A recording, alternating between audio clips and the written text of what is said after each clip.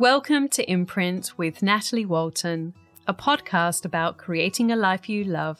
This is episode 4. Just a quick reminder that before we start today's episode, that while my book, Still, The Slow Home, has recently launched in Australia, it is still available for pre-order in the rest of the world. And that if you buy it at this pre-sale stage, you can register for some exclusive gifts, including a mini styling masterclass and a behind-the-scenes PDF. Plus, you will go into the draw for a free consultation on a topic of your choice. All the details are at nataliewalton.com/still. Hello everyone, thank you for joining me today. I'm continuing a conversation from my book Still with Emma Lane. Some of you may know her from The Farm, which is a working farm on a property in Byron Bay that houses a collection of micro businesses that are all focused on a common goal of grow, feed, educate.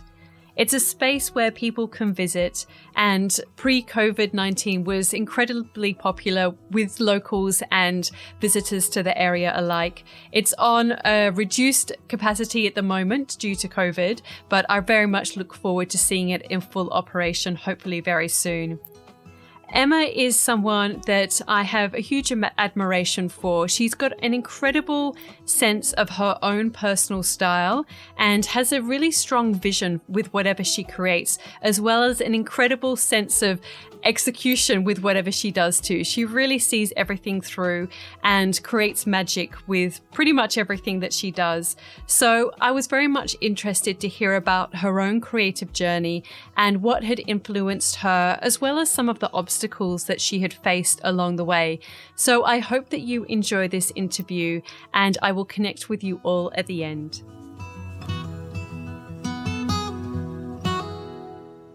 Hi Emma, thank you so much for allowing me to come over to your home. We're actually recording in, what do you call this space, the barn? This room? Yeah, this is the barn studio actually. This was meant to be my art studio, but as sometimes happens, it got a bit too perfected, and so the studio's actually moved. My studio's moved to another spot, and it's a little bit more rough and ready. Yeah. So this is more, well at the moment it's a classroom because of the homeschooling. Yeah. But generally, it's a place that it's a guest studio, really. No, it's lovely, and we still get to enjoy the lovely outlook that you have from the main house, because it's kind of on the same line as the house. So yeah, one of the reasons I wanted to talk to you, obviously, is because your home features in my book Still, which I'm very grateful for. So thank you so much for that. And this podcast is very much a way to continue some of the conversations that we have within the book, because obviously there's only so much space and so much of a word counts. But like I said, the home features, and I interviewed you for that. And also I asked you to contribute an essay, I really enjoyed reading your words about how you've incorporated sustainability within the actual property and the house itself. But today I want to talk a little bit more about you and your creative journey, because I'm always amazed and impressed with all you achieve, and you've got such a strong sense of aesthetic and your own style. And I'm really interested about your journey and how that's come to be. So first of all, I wondered if you could tell me a little bit about your childhood, because I'm always interested to know if that's actually informed, how that's informed who you are today, and perhaps even your own creativity. Yeah, sure. Well, I grew up in England, so that's where I was born, to English parents. And I had, an idyllic first probably 8 or 9 years of my life, living in the countryside. And unfortunately, it was my mother died when I was 9. So she was in a boating accident. So suddenly life changed quite abruptly. And really, I left home when I was 10 years old because I went to boarding school. And in so many ways, it was a sad time, but it was really exciting in that I had to become who I was quite quickly and get that sense of purpose in my life. There was lots of little questions that came up for a young person. And I guess being away from home, I sort of grew up quite quickly. And creativity was one of the things that really helped me. So art. So I loved drawing, and at the school I had my own little section in the art room. And so that's where it all started for me. It was like a sadness, but also, really sort of opening, blossoming stage in my life.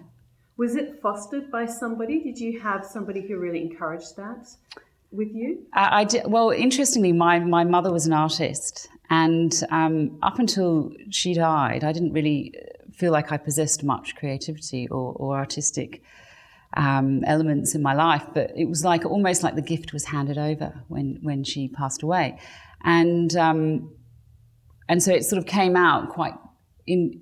I started to draw, and there was a particular art teacher who became somebody that really nurtured that in me and gave me this little space in the art room, and really pushed me, I guess, to sort of heal myself through that process. So, it was very much a big part of how it all began for me. Wow. So how then did you go from, obviously, this creativity in school, then how did that journey continue on with your creativity?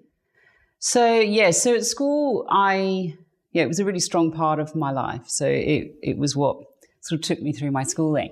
And I had some really great mentors, one my art teacher, and then I had an English teacher. And she said to me, "What do you want to do?" And I said, "I don't know whether to go and read English or go to art school." And she said, "Well, I know of this course called Creative Advertising, and I think it would be perfect for you." So I went for an interview, and it was just the amalgamation of all the things that I loved. So it was really great advice. I felt really fortunate to have such a great teacher who could really, see the things that I was interested in, what were my strengths. So I went to university and studied this course called Creative Advertising. And the element that I loved best was the whole idea generation. So there was a concept of, a business would have a new idea or a branding exercise, and I'd have to come up with the name and the strap line, and that's where I just loved every aspect of that. So it was looking like, advertising was going to be my career. So after the 3-year course, I then, rather than sending a CV in, I actually wrote a poem to apply for my jobs, all these jobs. And they had these systems in London called Greenie programs, where the graduate would come along and be in this year program before they started, having the big jobs with the clients. And so I applied for these various jobs in some of my favorite agencies. And then I was asked for an interview as more of a copywriting. And I was like, no, I want to be more on the, the art direction. So it's funny. So words and art have always, from an early age, have combined for me. So I would maybe, create a piece of artwork and then write over it, or write a poem, so I was sort of ended up in that field with some good guidance. And so obviously that's working very much within a commercial area though. So did you carve out time for your own personal creativity during that time, or did it take a bit of a backseat to more of the commercial creativity? Definitely the commercial, you have to earn a living. So that was obviously happening. But I've always managed to find little ways of being creative. So we all have the same room. And friends of mine would go, "Emma, why does yours look completely different?" Because I'd, go in and I'd style it and have certain things in the room that would just pull it together in the way that I liked. Then I would, as when I was working, I still had my little painting practice that I would do. And then I started photography as well. So I always had those little elements as hobbies that I just kept working with along the way. Mm. And so what precipitated your move to Australia? How did that all come about? Oh, yeah. Well, I had this funny little dream board. I don't know. A friend of mine said to me, "You should put all your dreams on a pin board."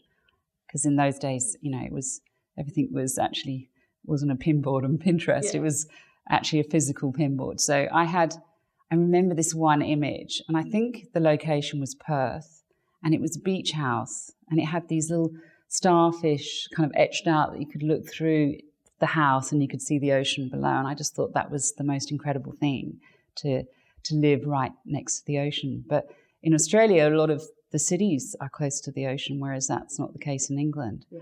And I just thought, wow, that would be the most amazing life if you could work and live by the ocean.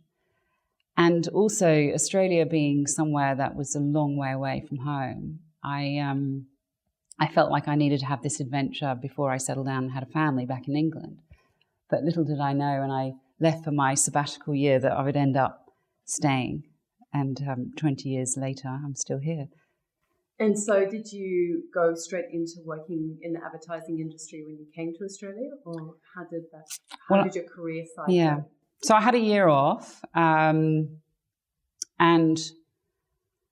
I actually planned to work for 6 months of that year, but the exchange rate was so great at the time that I ended up traveling for like 9 months, and I just fell in love with Australia. I loved it.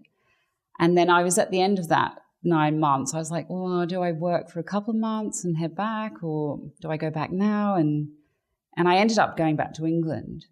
And I felt really like this craving for the country. And my father said to me, so how was it? What was it like? And I was like, I've fallen in love. And he was like, oh, and who is this person? And I was like, no, it's the country. I just love it. I just love everything about it.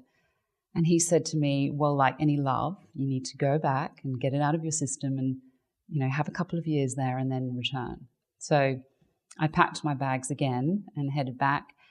And that's when I realised I had a couple of months left on my sponsorship visa to get a job, and I ended up going back into advertising here, working for George Patterson Bates, and had a little stint here. Yeah. And so when did you meet Tom in all of this?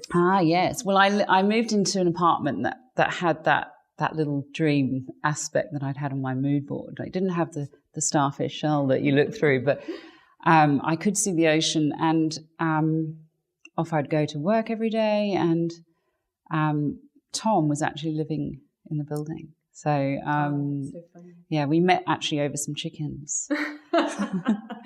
I'd been to the Easter. Quite prophetic. Yes, it was, to the fact that we ended up having a farm together. But I brought these chickens at the Easter show. Everyone was like, you've got to go. It's very traditional Australian to go to the Easter show. And I overheard in the animal nursery a chap was going to buy these day-old chicks and feed them to his snake. So I stepped in and paid for the chickens, baby chicks, took them home. And I had this huge TV, it was a TV box that I put the chickens in and realised that they grow quite quickly. And then I put a little note on the notice board in the apartment building saying, does anyone have a farm? I have a couple of chicks. And then next thing, Tom's knocking on my door saying, yes, I happen to have a farm. My parents do, so I'm happy to take them off your hands. Oh, and that's how I met Tom. It's such a great story. Yeah. And like I said, it's so prophetic, the fact that kind of became the theme within your life in many ways. I know. It was the start of our relationship. Okay. So by, drawn together by chickens, we then started a friendship. We were friends for actually a year and a half before we got together. Okay. Which was, really lovely because I didn't really have much of a community in the area and in this country, and he just took me into his life, which was really lovely as friends. Yeah. Yeah. Mm. And so then where is that then on your journey together? How long were you in Sydney before you moved up here? So it's funny, I look at life in chapters and I seem to have a 10-year change, every 10 years seems to change. So I actually had something like 16, 17 years in Sydney. So I'd been, I was in my first year of being in Sydney, and it was a big year because I became a citizen, Australian citizen. I really wanted to be here on my own right, not, marry Tom. Yes. I think it was about 2 years later we got married. Yeah, and I was an Australian citizen at that point, and then started a family and had that big chapter, the biggest chapter I've had yet in Sydney. Yeah. Mm. And interestingly, Sydney was very slow paced at those years ago, all those years ago. And I left London because London was definitely much faster. It really was a rat race. I mean, just traveling on the tube and the amount of people. And so I was really, I think when I came to Australia, I really felt that peace and that, oh my gosh, it's so vast and there's all this space. And to have a city like Sydney where you have the ocean and you can travel, to work in a city, and there wasn't really a lot of cars on the road at that point. And then over the 16 years, it just got faster and faster and faster. And to the point where I was like, gosh, this is like the pace that I left London. Right. And by which stage, we had children and we were starting to think about what sort of lives we wanted our children to have.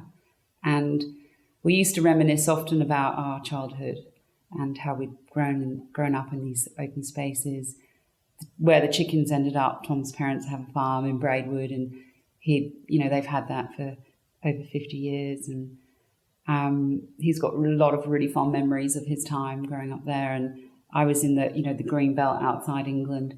And so we were like, okay, what's the next chapter for us and the children? And, we had, at this point, I had 4 children. We decided to buy a holiday house in Byron. And the idea was that travel would be hard with 4 children and expensive. And what about we had this memory of going to the same place every holiday?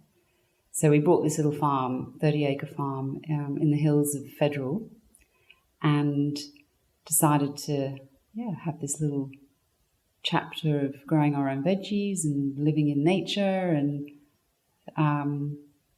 so that's really the next part of the story. Yeah. And I think that's kind of where the book picks up and talks a little bit about then that change from going and living, in Federal and then buying this property. But one of the things we were talking the other day about patience, and you spent a long time waiting to find the right place. Do you want to talk a little bit about patience? Yes, patience. She's a wonderful attribute in my life. No, I don't think I always possessed her.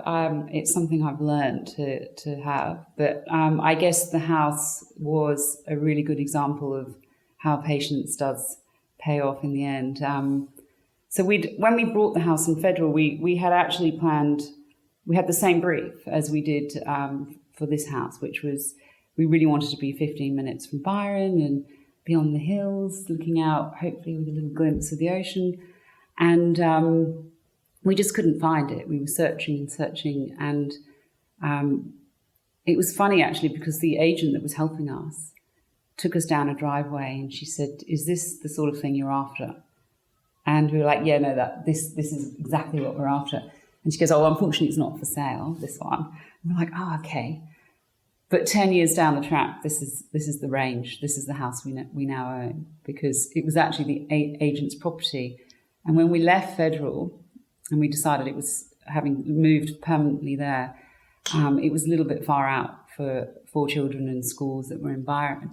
So we actually started the search again.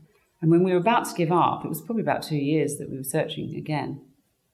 We contacted that agent and said, just wondering, before we give up on our search. And we were actually thinking of buying a farm a little bit further out and maybe buying more of a beach house. And she said, remind me of your brief. So we went over, what we wanted. And she said, I'm about to put my property on the market. And it's all of those things.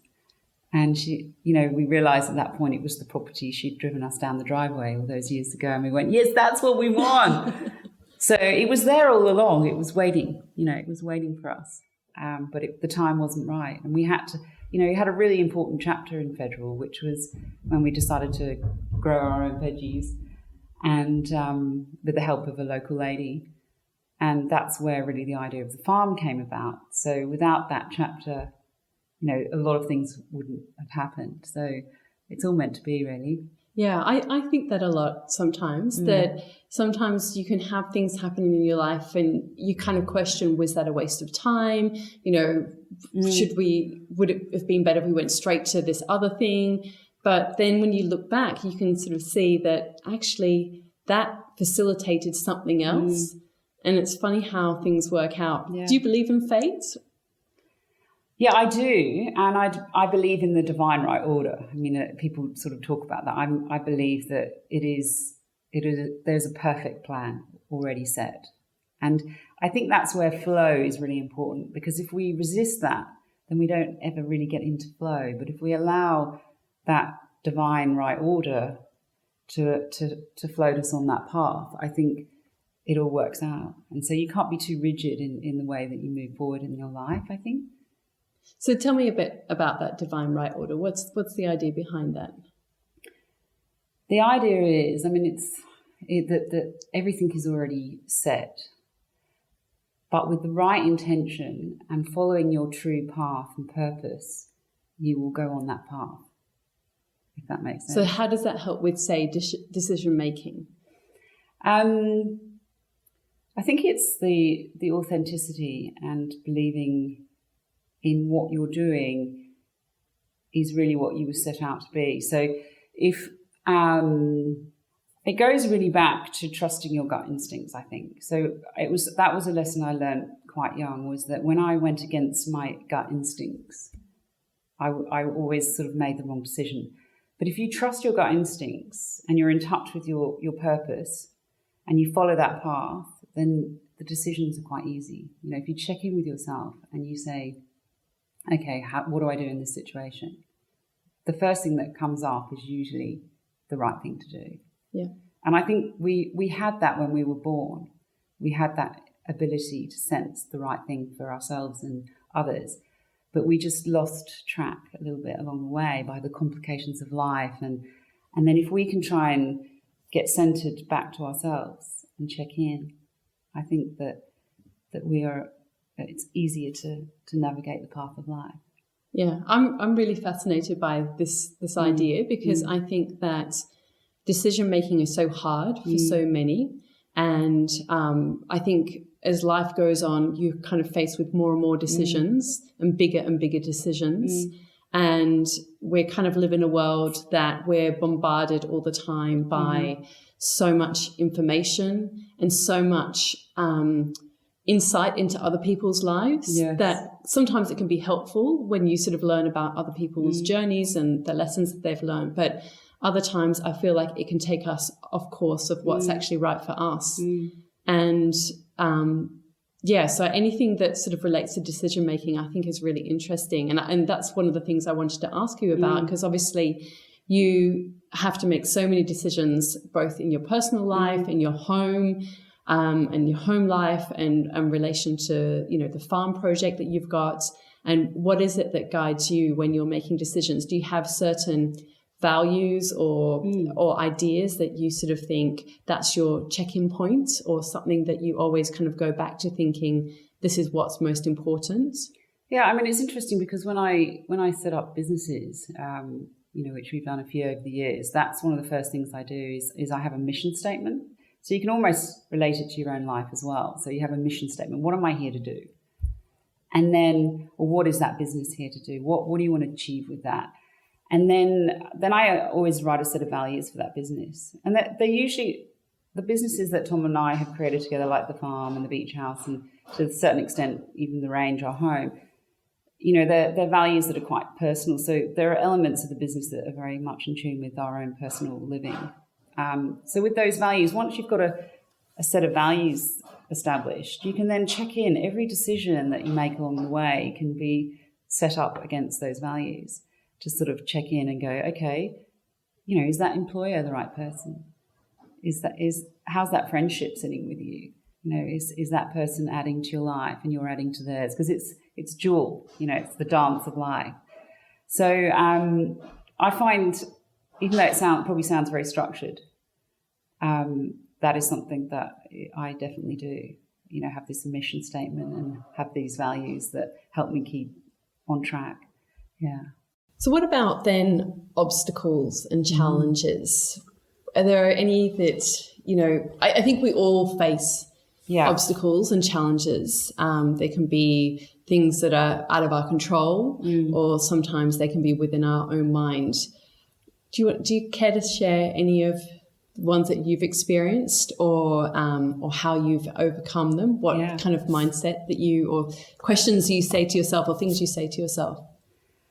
I think one of the things that obstacles for me has been perfectionism. So I think from a very young age, I was really hard on myself and doing, I don't know where that came. Maybe it was my father was very military precision. You know, his father was in the military and everything was very regimented, and you do everything to the best of your ability, which I think is a great thing to do, but that can cause a lot of heartache.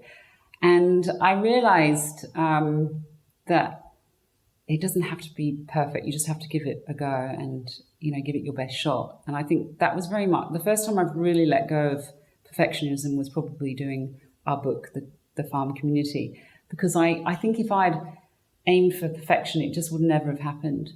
And I just went, well, this is a book about not just about me, it's about a community of people that work at the farm.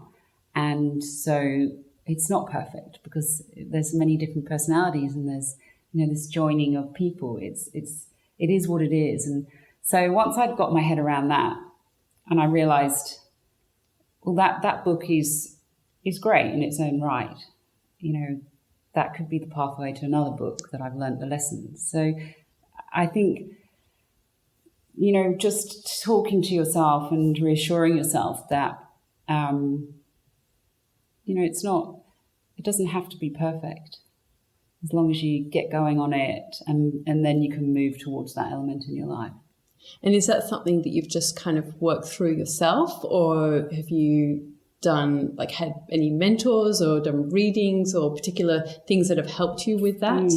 I think Tom, my husband, has been great for that because he's kind of the opposite. He just gives everything a go and isn't too attached to the outcome.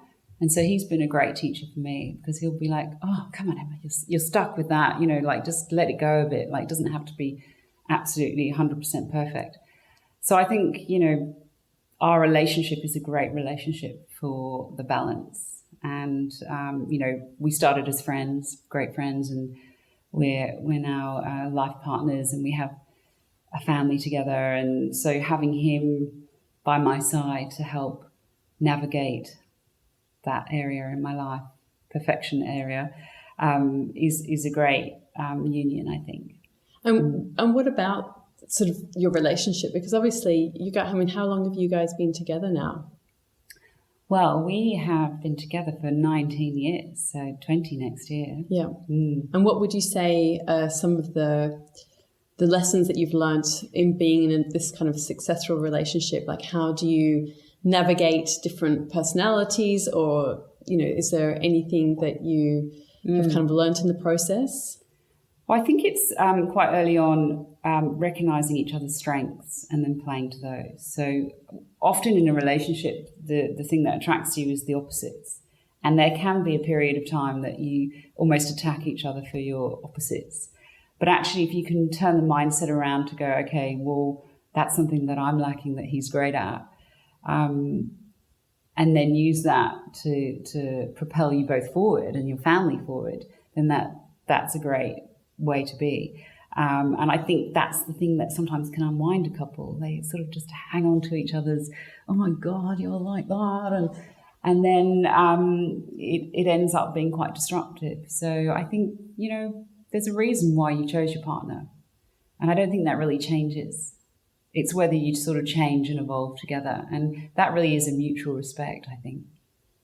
Yeah. And you guys have certainly sort of been on quite a journey together. Yeah. So being in business together as well, has that presented any challenges, sort of being business partners as well as life partners and parents? I guess, again, it's respecting each other's strengths, playing to the strengths. So yeah, we take it in turns. We pass the baton. It was like when the kids were young and, you know, you're monitoring a child that's near open water. You know, we passed the baton and it was usually a hat, you know, put the hat on. And we kind of still do that.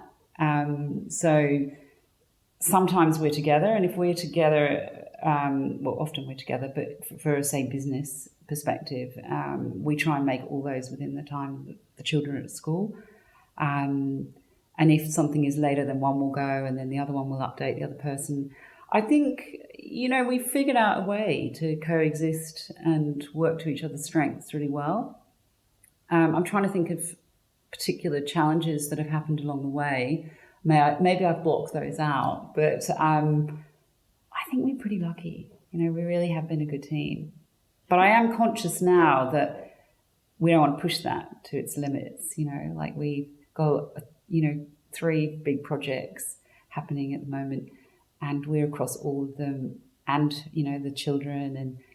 And I think we both want to sort of shift a gear down now and just balance life out a little bit. I mean, it's been a wonderful life moving here to Byron and having that balance, but then you start taking on all these projects and suddenly you're in that almost that fast mode again. So I think we both sort of, and particularly this time at home, the last month, we've sort of revisited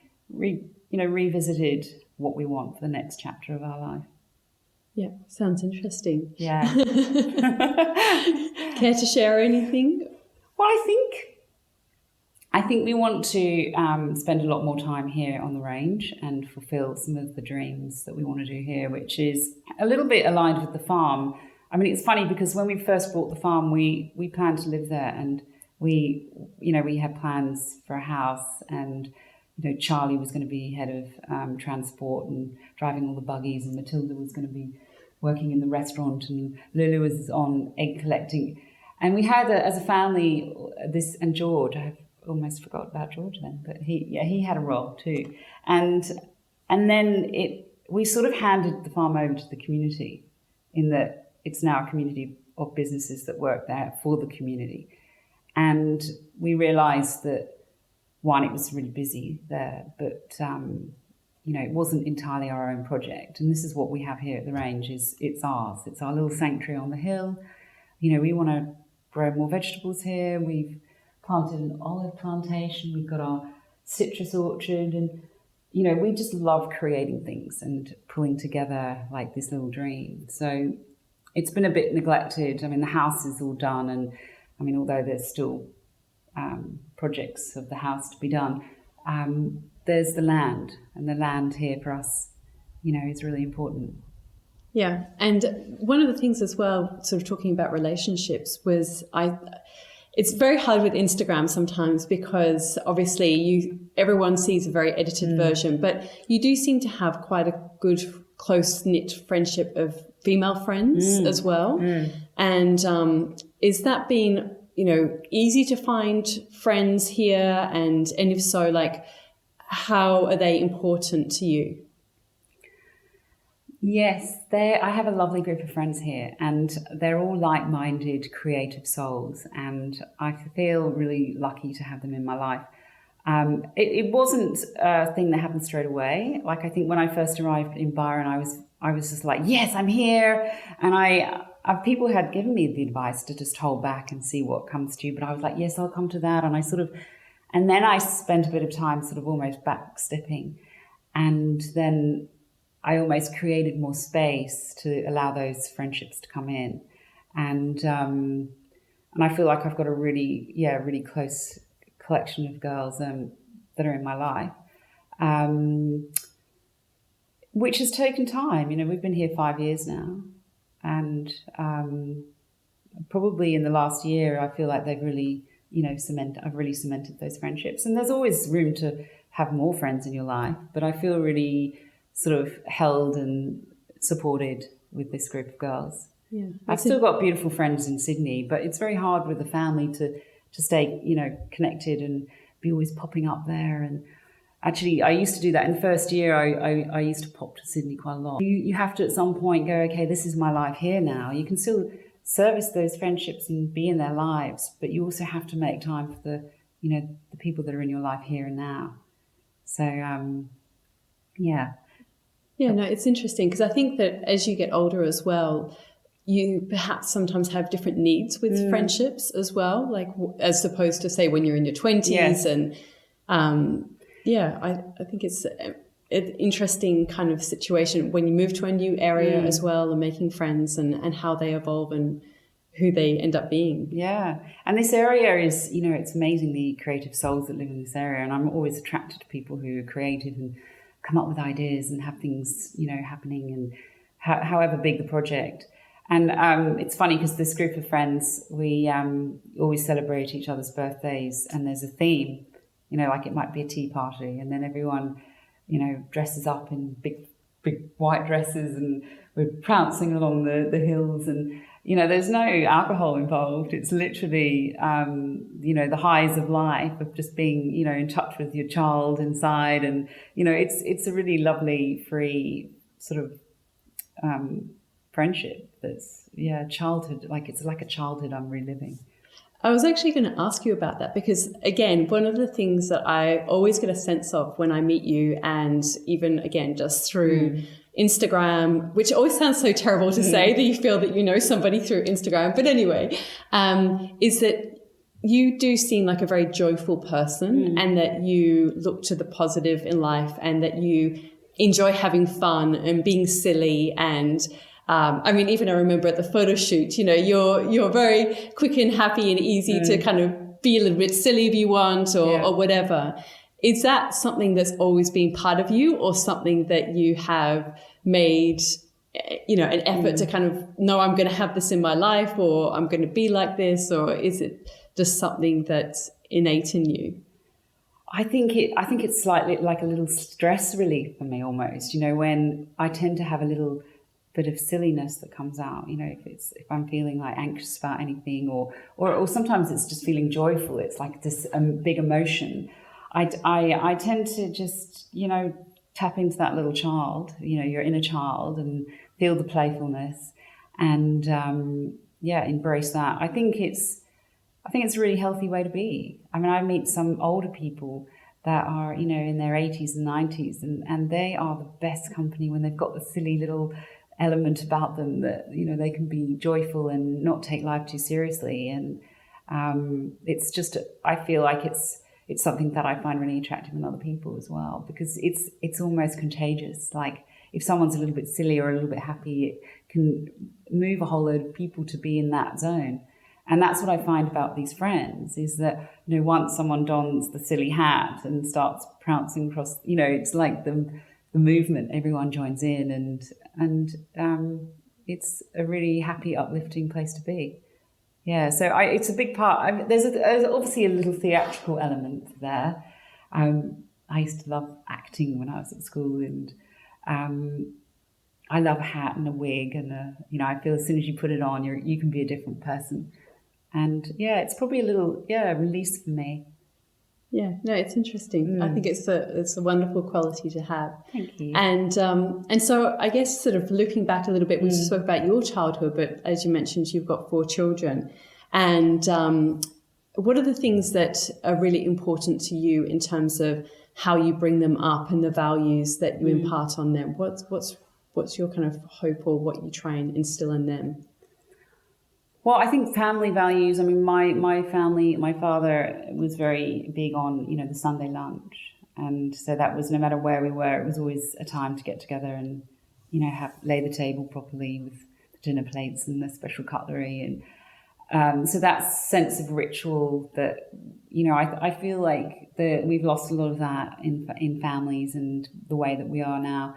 So family is really important to me, and I guess that Sunday lunch is still actually every dinner for us is a really big deal. You know, we lay the table, we sit down, I make it pretty, and a lot of conversations happen there. So, and I think where we live in the Range is a place that really helps us to live as a family really nicely. There's enough space, there's something for everyone to do. So I guess we've really nurtured that and created that in our lives. Community as well. I think by having the farm and, you know, having that sense of helping other people and a chance of giving back is really a really important value to have. What's the question around the? It was, well, I've gone sidetracking now. No, that's fine. Yeah. Well, it's about with your children. Oh, yeah. What are the things that are really important to you in terms of your values and how you bring them up? So the obviously nature is a really big part in our life, and we really enjoy nature. I mean, we look over it every day here, and I think that has really driven us to have an element of sustainability and a consciousness around looking after the planet for future generations. And so they are our future generations. So we try and talk to them a lot about those elements of sustainable living and, have that as an interaction in our life on a daily basis, whether it's not using plastic or generating our own solar power or using fallen trees on the property to create firewood. That's a really important value, I think, just to know that, the natural resources of the earth will run out if we don't take care of them. And they're our future custodians. So it's up to us to help educate them. Yeah. And I also have to ask, you obviously have a really beautiful aesthetic on your Instagram and seem very considered with what you share and the way that you capture images. What are some of the things that you think about and how you use Instagram and how that's good for you, what you enjoy about it, what you don't maybe, or, how you use it? Well, I had a private account for many years, and it was when I had Charlie, so our oldest son, I was doing a lot of painting, and then it wasn't practical to do a lot of painting. So that's when I really sort of studied photography, and I went to the Australian Centre of Photography and just loved it and the instant gratification of photography. And I'd always loved composition, so it was very easy to do with children. And then, of course, I ended up taking photos of children and portraits, and I was doing my own children and then friends would, and I had this sort of business of portrait photography for a while. And so I had this private Instagram account, and then people would say, you should share your images, they're so beautiful. And I went, I don't know if I want to be public. And I thought about it, and I thought, well, I don't have to have all the intimate elements of my life or things I don't necessarily want to share. And so I actually started an album every year. So I would take photos on Instagram. This was when it was private. And at the end of the year, I would put those images in an album. And it was like my year, recorded on Instagram. And then, so when I sort of opened it up to the public, it was really lovely to curate that year with a bit of a purpose in mind, which was my family album, but also all the things that, maybe there was an opening at the farm or something big happened there that was recorded. And so for me, the important thing was it was a beautiful image. And so although maybe, people would criticize me for it all looks very curated, that's who I am.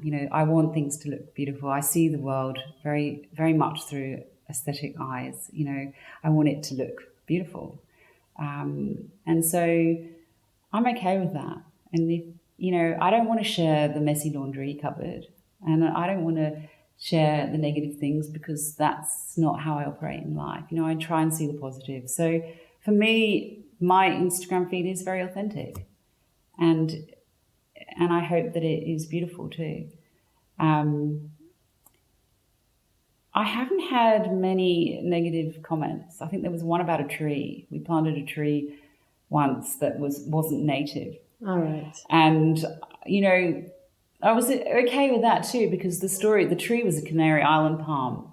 And the first place I ever saw a palm tree was in the Canary Islands. And we ended up having a holiday house there growing up for a while. And so it was really important that I had this tree in my life because it was a connection to my history. And I think once I went back to the person and said, this tree is really important for these reasons. And we have planted 10,000 native trees in our regen project on the farm. And here, actually, we've started planting too. Not that you have to justify it, but, that's okay, just to have the few comments. And if you can come back with something just to yourself, even just justify it. You don't have to say it on Instagram. It's your page to do what you want. And you shouldn't worry about what other people think too much. Yeah. Well, I think that's a lovely note to finish on. But before we go, I did want to ask you a few questions that I would ask people on my blog, Daily Imprints, that I created for many years. And I feel like this podcast in many ways is a continuation of that space. So it's just a fun kind of quick answers, whatever kind of comes to your mind. So let's just start with them. So which 5 words best describe you, would you say? Well, I think fun. I try and be fun, and I think fun. So we were talking about that a little bit earlier. I think that's definitely one I'd like to have in my little 5. I'm very loyal as a friend, and I guess to a certain extent I love that back, the loyalty back. But so I'm loyal. I'm determined. So everything that I do is with that strong sense of I'm going to do this. And I'm active, very active. So I've got high energy, and it does pitter at times. But I'd like to think I'm, active. And, so I think that's 5. Great. And we've sort of touched on this a little bit, but maybe if you just give a little bit of an overview, how did you get your career start? And what path have you taken since? So what have been some of like the key stepping stones along the way? And my career started really with that left field poetry writing for my CV, which got me noticed because I didn't do the traditional CV. So I think that's a great thing to not always go down that, oh my God, that's what I think I should do, which led me, into a career that really, even though I'm not doing advertising now, it certainly has formed a great basis for everything that I've done. I'm so pleased that I had that foundation. The stepping stones were, being brave as, job opportunities came about, knowing that you've got to sort of step into your power a bit, and, that job might seem a little bit scary, but, just take that risk. What's the worst thing that could happen? Yep, no, it's great. And what's the best lesson you've learnt along the way? Definitely to trust your gut instinct. So to go back to that thing that we know innately in ourselves and trust it. I agree with that. What's your proudest career achievement? I think leaving a legacy project with the farm at Byron Bay, which, I co-created with my husband. It's such a lovely thing to have done together. Yeah, it is. What's been your best decision?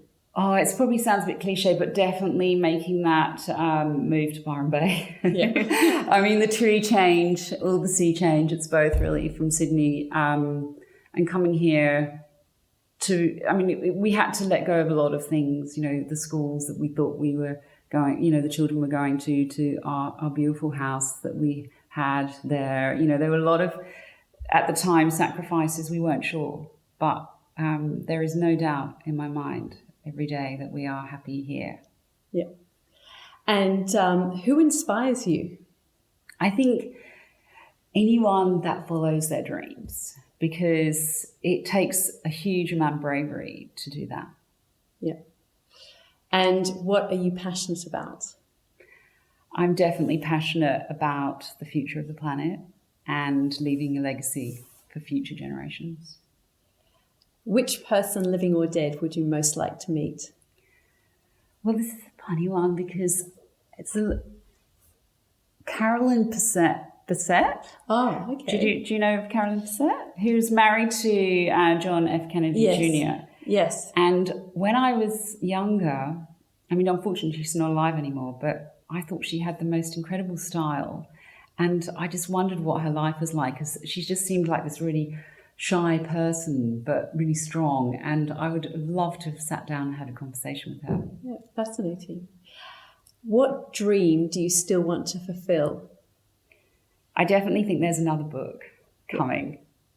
And I've learnt my lessons with the first one. It was definitely my foundation to learning about books and writing.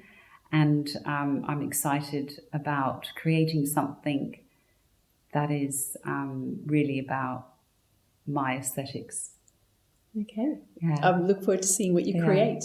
And what are you reading? I'm reading The Secret Network of Nature by Peter Wolleben.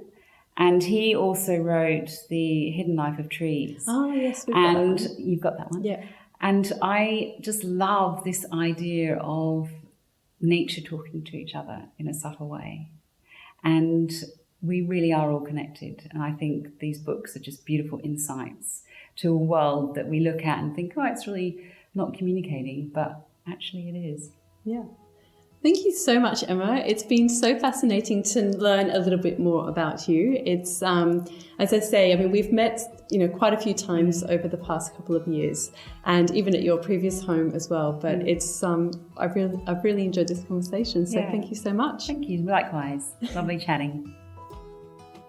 I hope you've enjoyed listening to this interview, and I look forward to sharing more with you over the coming weeks. If you've enjoyed listening to Imprint, it would mean so much to me if you could please hit subscribe wherever you're listening to it today, as well as rate and review it and spread the love on Instagram.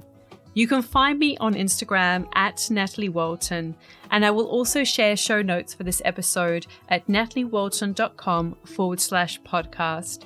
And just a reminder that if you pre-order still, you will receive some exclusive gifts. All the details are also over at my website. Thank you to Jaeger Media for producing this podcast and the people of the Bundjalung Nation where it was created. I look forward to meeting you again next time. I'm Natalie Walton, and you've been listening to Imprint.